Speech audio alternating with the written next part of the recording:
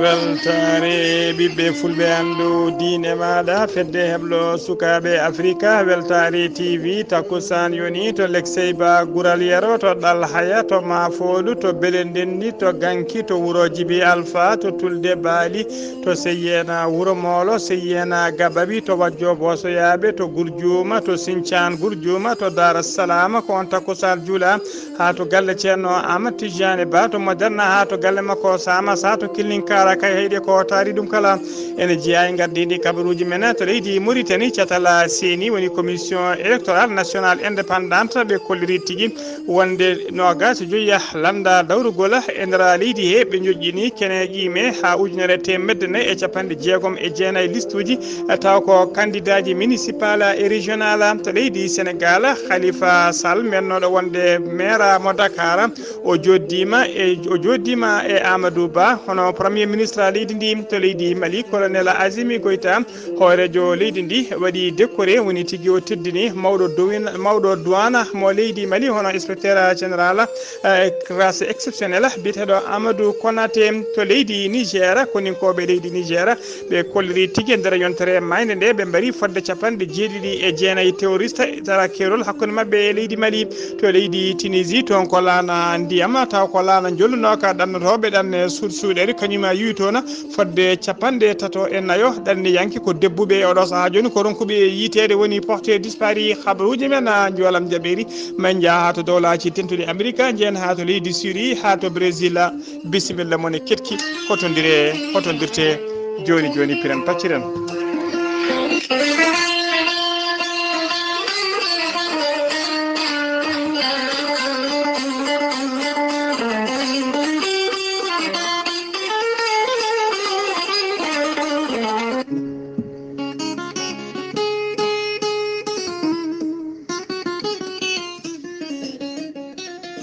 ceerno Djiby Sy ko wittiyanke leɗɗe ko safriyanke safruji fina tawa ceerno Djiby Sy ko jaadiɗo ɓalwal e denowal kala ceerno Djiby Sy ne safra rafiji kewɗi ɗi jiida ciirola ceerno Djiby Sy ene jogui leɗɗe e fannuji tati hen fannu goto sa hutorima ɗum fodde sappo e tati fin yalta e ma haalaɓa fannu ɗiɗaɓo so tawi a waɗi no wirumani sappo e jeenayyi fin yalta e ma ha laaɓa fannu tataɓo waddete koye gawri samme walla gawri ndemiri so tawi a waɗi no wirumani fodde temedere fin yalta e ma ha laaɓa ceerno Djiby Sy ne safra rewɓe ronkuɓe sowade rewɓe dartoraɓe rewɓe sattoraɓe dewle ceerno Djiby Sy ne yawren worɓe wonduɓe rafiuji worɓe woni rafi goragu yawɓe yitade koyemumen e on fannu kadi omo andina yimɓe omo yiiti leɗɗe joni eɗo saaha joni biyeteɗi muuɗa hirda ko yeddi ƴeewa ƴetta ɗum joni jiiɗɗa hoorema hano hannirta ni ceerno Djiby Sy ne jogui pegge usula ɓeydoje arsigaji pirtoji dabaruji pewnaɗe bawɗe neldede kala leydi e kala continent ceerno Djiby Sy ne andina dendagal kilineɓe mum kala to mbawɗa wonde e leydi e continent so tawi on pamodiri leɗɗe ma e safruji ma ne mbawi yettadema hano hannirta ni ceerno Djiby Sy ko labdorido malaɗo wune so tawi o yannama ka miskino safru ma taw hay mbuuɗa yoɓani so wona wonduɓe rafiji ɗiɗi mo seydineji bahliti hoore mum ha haɓa walla janowo barogal ceerno Djiby Sy ko bawɗo listihara ko indema inde nene ma kalantamo o haala ko wone ɓerde ma ha mbiya yoni kala jiɗɗo waddinede listihara noon to leydi Sénégal e dendagal leyɗele zone franc foof ko temedde nayyi CFA woni 2000 francs CFA so tawi ko leydi Mauritanie ko ujunere mbuɗu kala noon jiɗɗo waddinede listihara jokkodirta ceerno Djiby Sy koye numéro mum weeva walla numéro makko kadi orange money ko 77 653 03 67 kala jiɗɗo noon haaldude ceerno Djiby Sy numéro makko appel e numéro makko WhatsApp kala ko goto ko numéro leydi Mauritanie mbatta ko 00 222 mbaɗa 47 22 80 84 omo tawi to Nouakchott e oɗo saaha jonte base makko biteɗo netteka so tawi a ronki hebde ceerno Djiby Sy omo gollodo e min kono wiye ceerno Alassane Sy numéro téléphone mum ko 32 62 04 99 walla mbaɗa 48 10 00 13 ceerno Djiby Sy ne andina dendagal kilineɓe mum wonde base makko tawateɗo to jumne golla hano hannirta ni ene tawe ɗon almudo makko ene wiye ceerno Djiby Déme. ceerno Djiby Déme ene tawe to leegal wuladu beeri wadde ande juma Mourita. numéro mum téléphone ko 77 395 99 17 wonanɓe leydi Sénégal kala jokkodirɗe ceerno Djiby Sy à partir de oɗon numéro aɗa wawi hebde safruji maɗa e kala ko jiɗɗa hano hannirta ni. ceerno Djiby Sy ko labdori dumalaɗo woni mbadden dando faade makko.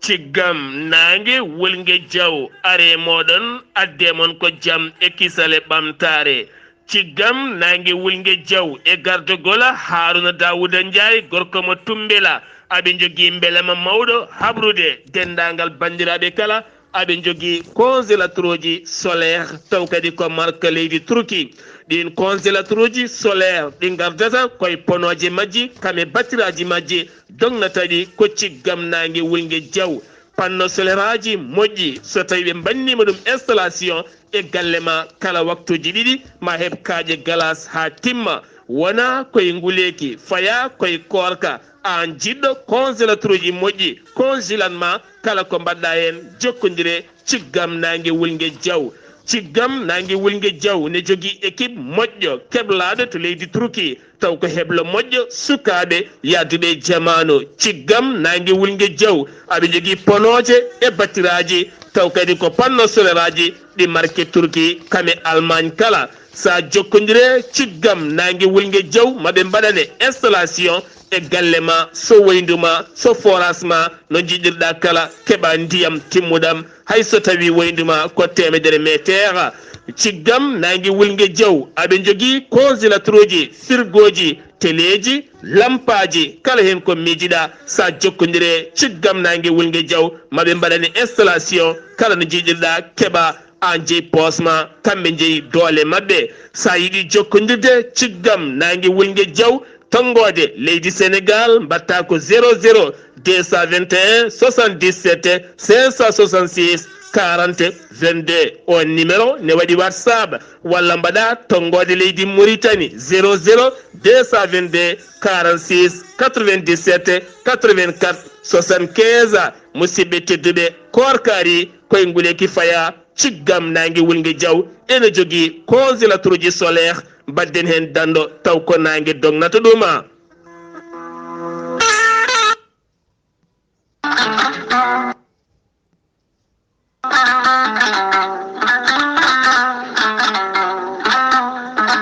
musidɗo tedduɗo funnague hirnague rewoye worgo sahale ɓaleri jaam koye are meɗena. on jaam woni gorel tayya ko haako moƴƴo iwru ko en to kordi noro ari ko wallude en e safrude en ha moñi kala yiito hen hoore muɗuma. a neɗɗo tuƴƴiɗo ɓandu musoru koyɗe musoje koppi musoji mo ƴiƴam dogata e ɗaɗi mum joguiɗo AVC cardiaque ɓandu jaaɗoru wuloru joguiɗo caɗele diabète e ko fati hen kala sa jokkodire gorel tayya joni joni keɓa hen ko laaɓi. gorel tayya ko ha kono ha ko wargani ala effet ala rewam a yarat aɗa yiito hen cellal ɓandu maɗa ala kala ko bonnantuma haydara goɗɗum e ɓandu ma so wona ko moƴƴi tan ma. sa yiiɗi yaade to site gorel tayya janggana hoorema ha ɓernde ma ɓuura hoolade jahata koto page internet mbaɗa www.goreltiye.com ma yiyan toon hoore maɗa kala. sa yiiɗi hebde tonggode gorel tayya beele mbawa hebde ɗuma wattu woɗɗo joni joni. so tawi koto leydi Sénégal gonɗa jokkodirta koye Mamadou Ngaydo mbatta ko 77 128 23 46 walla so tawi koto leydi Sénégal Dakar marché Zengue jokkodirta koye Amadou Isma Ndiaya 77 426 68 04 so tawi koto Mauritanie gonɗa jokkodirta koye Boy Niassa 00 222 47 85 20 96 so tawi koto leydi Côte d'Ivoire gonɗa jokkodirta koye Hamidou Ba 00 225 01 53 11 51 54 so tawi koto États-Unis de Amérique gonɗa jokkodirta koye Abou Sow kawral Fouta business +1 34 77 01 56 77 so tawi gonɗa koto leydi France jokkodirta koye Harouna Gaydo 06 50 99 64 43 musidɓe tedduɓe gorel tayya e jeese meɗena kettode kaburuji mon e ɗemngal pulaar Afrique, Asie, Europe, Amérique, Moyen-Orient, Océanie. jam ñalle mon musidɓe tedduɓe eɗen gone hoyre-biir nogas joyi lewru mbooy woni mars hitande ujunnaji ɗiɗi e nogas tati habaruji mon e ɗemgal pulaar e sawta he ko musidɗo mon sehli mon Ghalii Abuu Bah to karallagal ha mbawon yiide en to banggue YouTube ko miñi men sehli men Saydou Abou Bah jayde men jayde weltare ɓiɓɓe fulɓe andu diine ma ene wiyon tan to gonɗon ene gonirɗon foof eɓen mbiya on korka woni Ramadan mubaraka yo Allah rokku en fuɗorede lewru korka ndu bisimillahi gayni ndu alhamdulillahi rabbil alamina hono ndo jayni mon heewelande on e kala saaha kala ñalawma ma en gaddu goto e seeremɓe jayde weltare ɓiɓɓe fulɓe andu diine ma wooda ko yewtan en seeɗa ko fati kay e korka lewru korka wona ndu ñalawma hanki o en kaalino ko fati kay e farillaji korka ñalawma hande one ma en kaal seeɗa gueɗe en jubbu seeɗa en résumé no tubakoɓe keewide ko fati e gueɗe gañaɗe e nder lewru korka ɗum noon ma en ketto e soto ceerno men musidɗo men sehli men ceerno Ibrahima Saydou Kane gorko mo likseyba gorgol Ibrahima Saydou Kane assalamu aleykum wa rahmatullah. wa aleykum assalam wa rahmatullahi Mouhamadoul Ali Seydi Bah a salmitama juurama en calmini dendagal hettiyankoɓe weltare ɓiɓɓe fulɓe andu diine maɗa sikki ala koye korka wona lewru korka ndu endu waɗi gañaɗi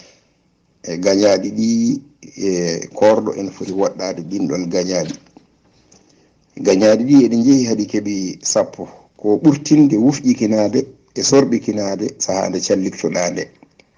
saabu sa ɓurtini tan so tawi ara enaki ene wawi yetto goddol e so tawi yettima goddol ene bonna korka ka ɗum noon ko tugnade e konngol nelaɗo Muhammad sallam to wino pantine wufƴikinade walla sorɓikinade e ɗon ɗo on korani ndeke noon ɓaɗo ittitini o wiɗo on ɗo on korani so tawi oɗon calligino pantine sorɓikinade nde ndeke so tawi aɗa hoori sa fantini sorɓikinade nde ene wawi wooda ko bonni ɗum ene wawi yettade goddol walla yettoyo fulkuru ɗum bonna korka maɗa ene aña wadde ɓurtinde nde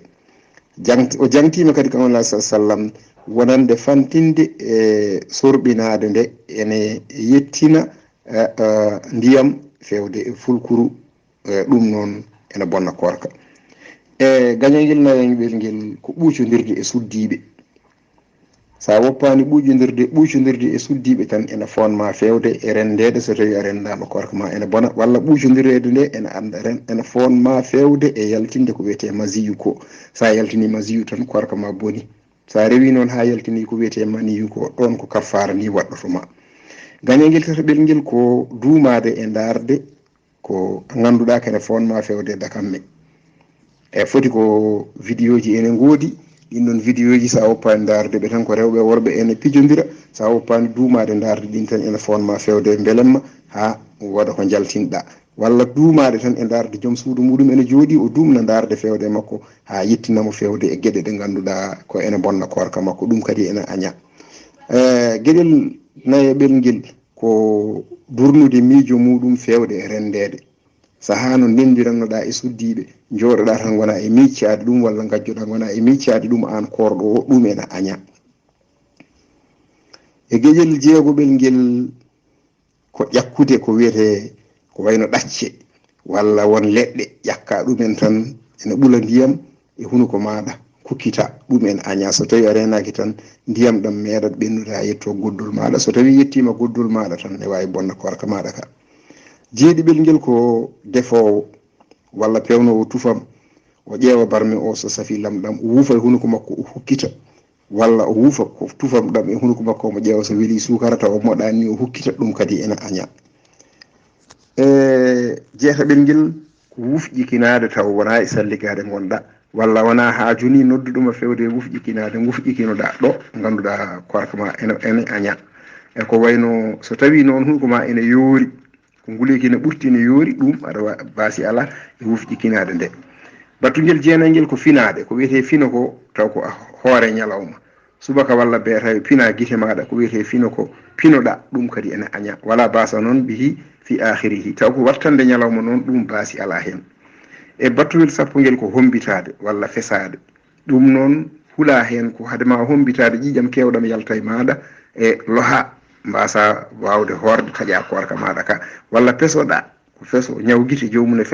pesoɗa ƴiƴam kewɗam yalta e maɗa donka yettinde ñalawma maɗa o taƴa korka ma ko ɗum añira e ɗum noon yo Allah jaɓanen golle men moƴƴe ɗe o yaafo kala ko taweten Ibrahima Saydou Kane ngam weltare ɓiɓɓe fulɓe adu diine maɗa on jaram Seydi Kane gorko golle ma jooɗi peewi gorko mo likseyɓe gorgol kabruji men ɗemngal pulaar to leydi Mauritanie kuddotoɗen seni woni commission électorale nationale indépendante ko catal kalfinangal ko fate kala sumgoji e nder leydi Mauritanie ɓe kulliri tigui wonde no gasi joyiya landa dawrugol puɗɗima joƴƴinde walla joƴƴini ujunere temedde nayyi e capanɗe jeegom e jeenayyi liste uji taw ko candidat ji ko fate sumgoji maire uji e régional uji hen ujunere temettete nogas nayyi ko liste uji municipal temedere capanɗe nayyi e joyyi keddiɗi ɗi ko régional sini noon ɓe kolliri tigui wonde kolliri wonde liste ji ɗi ɗo liste ji ɗi kala ko fin validation majji ko ɗo e balɗe sappo ha joni ko leydi Mauritanie keddoɗen aljuma hanki o accident musto waɗi e dow lawol bitengol route de l'espoir woni lawol yakare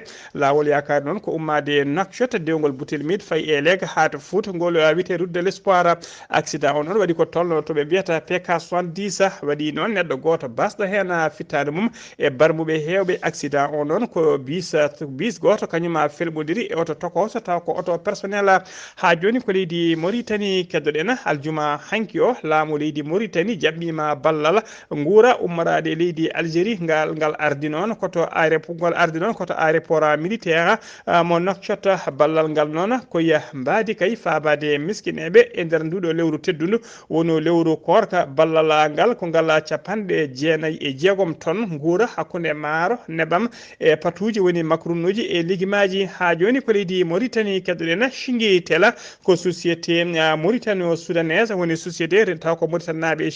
soudaneje sudanaɓe kañumen ndendi on société taw ko société télécommunication ɓe kamɓene ɓe mbaɗi noɓe kewi wadde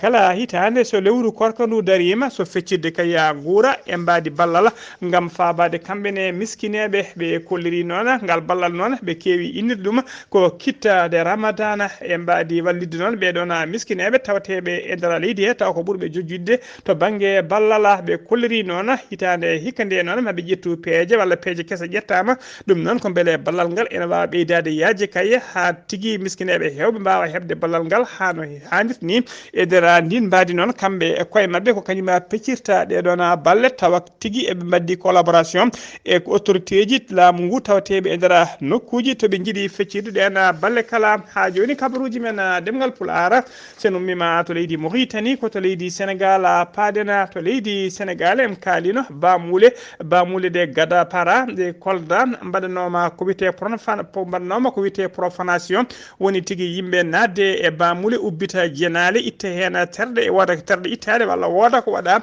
e ɗeɗon jenale noon ɗum waɗino noon e nder ɗeɗon bamule ñande sappo e jeegom sappo e jeeɗiɗi e ñande sappo e jeenayyi lewru mars gonɗen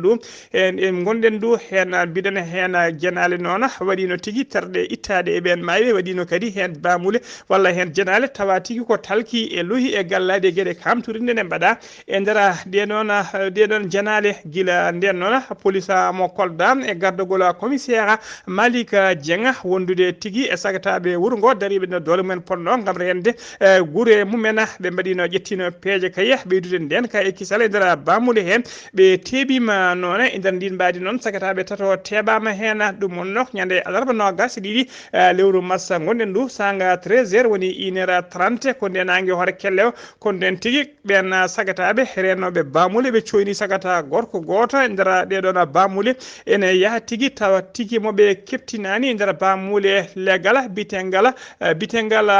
da para e nder kolda ko ɗon tigui ɓe paye makko ɓe nanguimo ɓe namdimo tigui holko o ƴewata e nder ɗeɗon bamule o hollori tigui o ari ko juurade mayɓe ɓe namdimo noon hol mayde makko gonɗo ɗo saabu ɓe keptinanimo o holliri tigui hay sinno hay goto ala mayde makko leliɗo ɗo ko jullo mo foti arde juurade bamule e kala saaha no jullo kala ni ko ɗon noon ɓe teeɓimo nde police nodda noon ko ɗon police nayimo to commissariat to e sa commissariat nawate commissariat noon yimɓe hewɓe tawa notitima hen sukaɓe hewɓe ni jinno tigui ɗaccide waddemo lensage woni tigui weddademo kaaƴe fiidemo haw maayo ko police faabimo e oɗo saaha joni noon nde wonnawa to commissariat de police ɗo ko ɗon noon fuɗɗi jangtade o haali noon yimɓe ɗiɗo waɗɓe ɓe o gollotto o holliri noon kanko jeeyaka e wuuro ngo o jeeya tigui koto falde kawla ko falde Louga ko toon o jeeya o ari tigui koye mbadi safaruji fadde lebbi ɗiɗi joni ko tawate tigui e nder ngoɗon wuuro tawa addimo ko safaruji safrade e mbadi safaruji fina tawa sagataɓe ɗiɗo ɓewɗo jamti noon ɓe nanguida woni ko wiyete complice aji makko hen goto wiyete ko Salifa Balde on noon Salifa Balde noon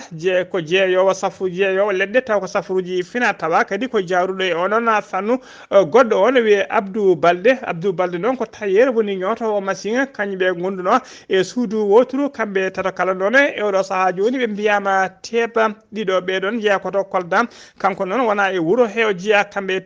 tata fof noon haala ka yettima to procureur ko altine paaɗo ɓe poti darade to yeeso parquet ha joni ko leydi Sénégal keddoɗen hono no mbirno ene gardidi kabaruji men to haaloɓe tubankore ne kewi wiide il y a que les montagnes qui ne se rencontrent pas woni tigui ko montagne uji tan woni ko potitta ko ɗum noon tengti saabu koye Khalifa Sall woni Khalifa Babacar Sall gonnoɗo maire mo Dakar o joddima e Amadou Ba hoore jagoɗo leydi Sénégal pottital ngal noon e jonde nde tigui waɗi ɗum noon waɗi ɓe pottiti noon ɓe jewtidi ɓe calminaɗi tedduɗi ɓe jewtidi ko juuti no feewi ɓe jewtidi ɓe pottiti noon ɓe pottitingal noon waɗi tigui kamɓe e oɗo saaha noon ko pottitingal no waɗi noon koye nder galle hono mennoɗo wonde maire taw ko biyeteɗo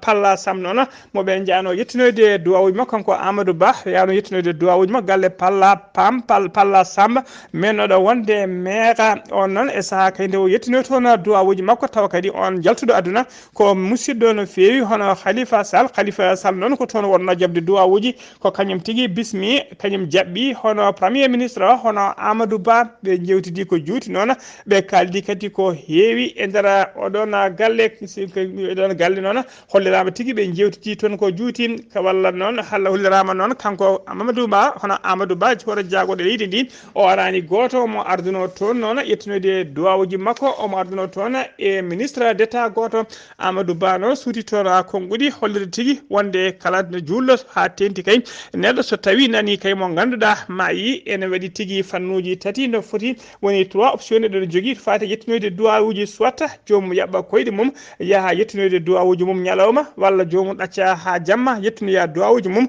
walla kadi ne jogui option goɗɗo so nelde yimɓe yaha yettinoyde ɗum duwawuji mum so tawi noon ko wali yimɓe ko wayno oɗon hono biyetenoɗo Palla Samba yimɓe waɓini henene alay sago ko alay saguela ma o yaɓɓa koyɗe makko kanko e hoore makko hay goto nelta o ara yettinde duwawuji makko saabu on ko neɗɗo darannoɗo leydi ndi no feewi ɓe jewtidi ko toon noon ko juuti kanko e Khalifa Sall gonnoɗo hoore jagoɗɗe mo leydi Sénégal ɓe jewtidi toon ko juuti mbiɗen o yaadi toon koye ministre d'état biteɗo Mbaye Ndiaye ha joni kabaruji men ɗemngal pulaar to leydi Sénégal ha joni aljuma hanki o Sénégal aljuma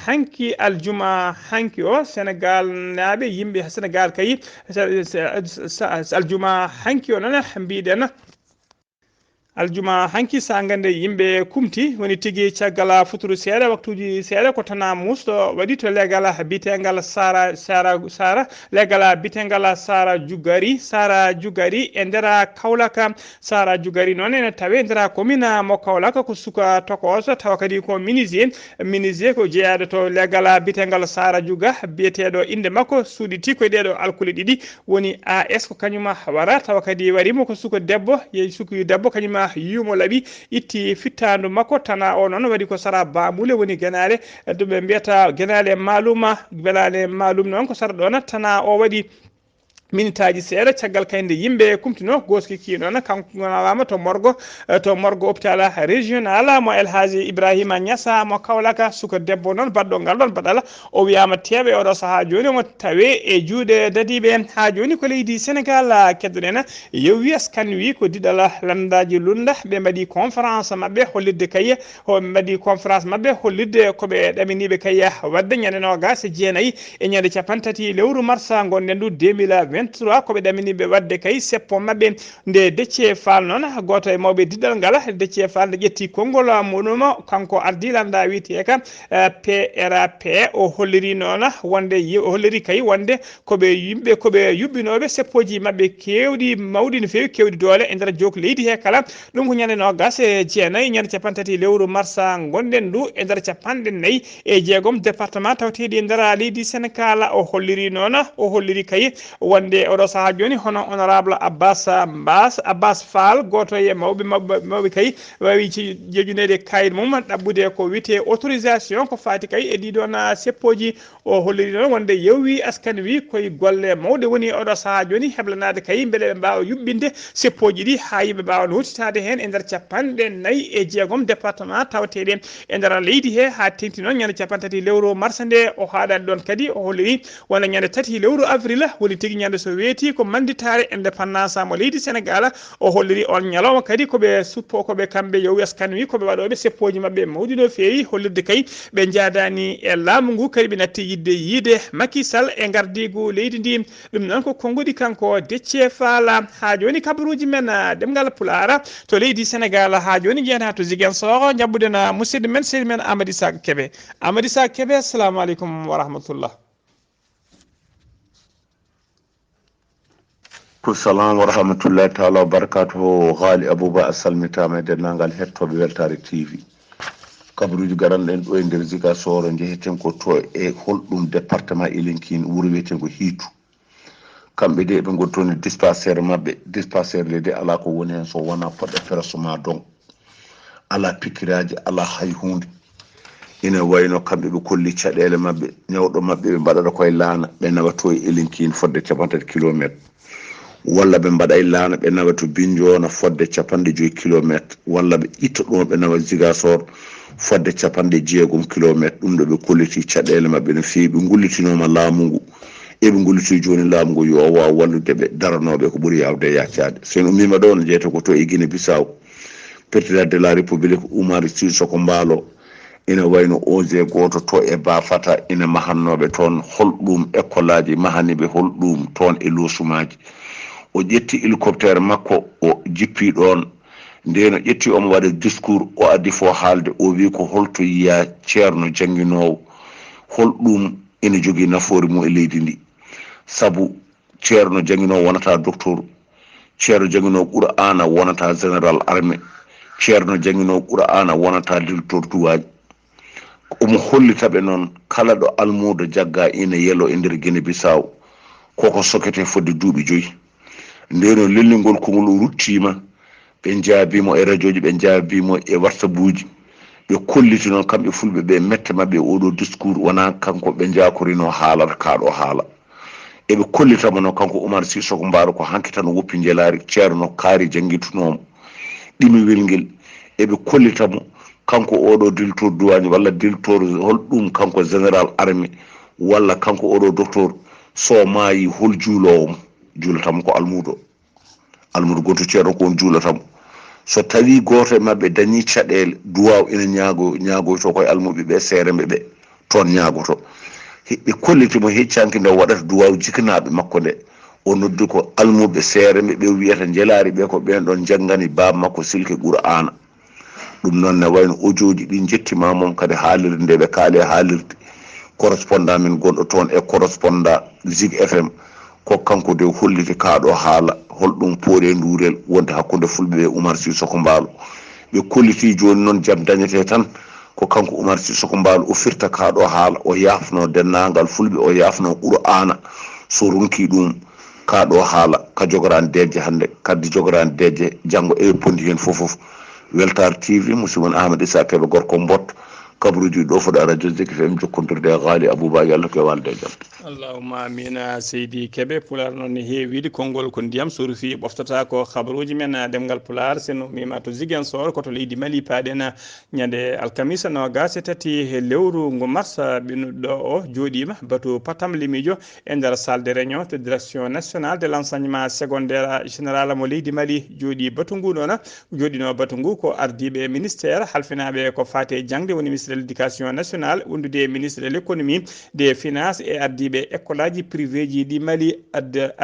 addino batu ngu noon ardi batu ngu woni présidi batu ngu noon ko ministre de l' éducation jagogal kalfinɗagal ko fate jangde e nder leydi Mali hono biyeteɗo Sidibé de wu Ousmane wonno mujibu batu ngu noon ko ƴewde e peeje kay e peccora e kaldigal moƴƴal wona hakkude laamu ngu hakkude mum e ɓeɗon tambiɓe école aji privé ji wonnoɓe grève uji mum kay beele jaam e kisal ene arta hakkude mabɓe pamodiral noon sifama hakkude mabɓe ɓe kolliri noon ene wawi tan altine garowo ɗo o pamodiral ngal noon awawi altine garowo o ɓe ƴetta tigui école aji privé ɗi ɓamta golle mumen hano hannirta ni ha joni ko leydi Mali keddoɗen colonel Azimi Goïta hoorejo leydi Mali o waɗi décoré men meɗɗo o waɗi décoré mawɗo douane mo leydi Mali hono Amadou Konaté ko inspecteur général de la classe exceptionnelle ko kanko ardi douane leydi Mali guila ñande nogas joyi lewru août 2021 guila o addi noon poste o omona darino dole makko ponno kay wadde kay ko wiyete fewnidde tigui douane o hano hannit ni e ƴillit ɗum hano hannit ni kanko douane o hano hannit ni o holliri noon o heeɓi noon o heeɓi yidde makko oɗo saaha joni tabu laamu ngu faminimo miijo makko laamu ngu e gaddugol colonel Azimi Koïta ɓe paminimo tigui miijo makko ngo hano hannit ni e nder miijoji ɗi o yinno noon e oɗo saaha joni paame désormais kala inspecteur de douane tawi ko classe exceptionnelle 3e 2e et premier échelon wattata tigui mbatta hankadi ko noddirede ko colonel major so tawi ko inspecteur douane première classe mo 3e 2e et premier échelon mbattata noddirede ko colonel so tawi jomum ko inspecteur de douane 2e classe ɓe 4e 3e et 2e échelon ɓen noon mbattata tigui ɓen mbattata wiyede ko lieutenant colonel so tawi ko inspecteur douane 2e classe ɓe premier échelon e inspecteur de douane ɓe 3e classe ɓe 7e échelon e ɓe 6e échelon kala ɓen mbattata noddirede oɗo saaha joni ko commandant so tawi ko inspecteur de douane ɓe 3e 4e 5e 2e taw ko ɓe premier échelon ɓen noon jogui ɓen noon e oɗo saaha joni jogui ko grade capitaine kono noon yaari ha lessa ha joni kabaruji men ɗemgal pulaar seno mimma to leydi Mali koto leydi Niger paaden laamu leydi Niger ɓe kolliri tigui wonde ɓe mbari koninkoɓe leydi ndi mbari fodde 79 terroriste e nder yontere mayne nde ɓe mbariɓe noon ko falde hakkude taw waɗɗani keerol hakkude leydi Niger hakkude mabɓe e leydi Mali koye nder on nokku noon 17 militaire Niger naɓe mbarno e nder lewru février mayno ndu ha joni ko kabaruji men ɗemgal pulaar to leydi Tunisie ha joni paaden no 34 neɗɗo taw ko ɗanortonoɓe ɗanne suuɗere wonnoɓe laana mumen ko kañumen tigui laana mumen yuwi jooli e nder maaje kadde de leydi Tunisie woni porté disparu hay oɗo saaha joni koɓe ronkaɓe yitede ɓe tawi tigui e nder lugge maaje kamɓe kala noon koɓe sidda koɓe Afrique subsaharienne naɓe tana o waɗi ko ñande aljuma hanki o ko laanila mabɓe noon yuwi kamɓe kala ɓe jonno koye laana ka fano tigui ko nder leydi Italie e nder bateau jolloɓe nder bateau hen noon hen yimɓe nayo mbawi faabede oɗo saaha joni Allah Allah dandiɗo men paabama habruji men ɗemngal pulaar habruji men jolam jaberi koto dowlaci tentuɗi amérique paadena 19 neɗɗo kawrela jala caggal kayde tornade wondude orage woni tigui ƴiwande mawde fewi yaadu hendu ƴiwade hewde ndiyam yadude e hendu caggal nde wirtino kayya e nder état biteɗo Mississippi ɗum noon tawe to dow worgo dowlaci tentude amérique aljuma hanki o laamu ngu noon noldi toon koninkoɓe faabu hewɓe no fewi ha joni kabaruji men jolam jaberi koto leydi Syrie paadena 19 neɗɗo mbarama tawi hen jeeɗiɗo ko jambureɓe woni civil en heddiɓe kala ko militaire uji ɓe Bashar al-Assad fodde 40 woɗɓe biftama woni enlevé e jangu taw ko seɓɓitiɓe ɓe hinde état islamique mbaɗe mabɓe ɗum noon mbaɗe mabɓe kam état islamique en mbaɗe mabɓe honno holtiri cadal kalfinangal ko fate hagge innama ade e nder leydi he koto leydi Brésil uddirtela kabaruji men garmi gara musto waɗi to legal tampogal seeɗa woni quartier défavorisé e nder nokku to wiyete Sao Goncalo ene tawe to rewo Rio de Janeiro lamorgo leydi ndi koye saaha noon police wonno tigui e yidde nangude goto e chef de gang woni tigui mawɗo fedde taw ko fedde dartornoɓe drogue ko nden tigui ngan saaha noon ko nden tigui garmi gara o waɗi mbiɗen ha fodde 13 neɗɗo wasi hen pittali mumen musidɓe tedduɓe gasi ha laaɓi ceer ko ɗum ɗo wonno komin tonganno on habaruji mon e ɗemgal pulaar e sawta he ko musidɗo moon sehil moon Ghalii Abuu Bah to karallagal ha mbawon yiide en to banggue nate ɓosoje ko Saydou Abou Bah tawi noon koto Ziguinchor ko Amadou Isaga Kébé ketki malaki jaam yo jaam Allah jogomi jogo on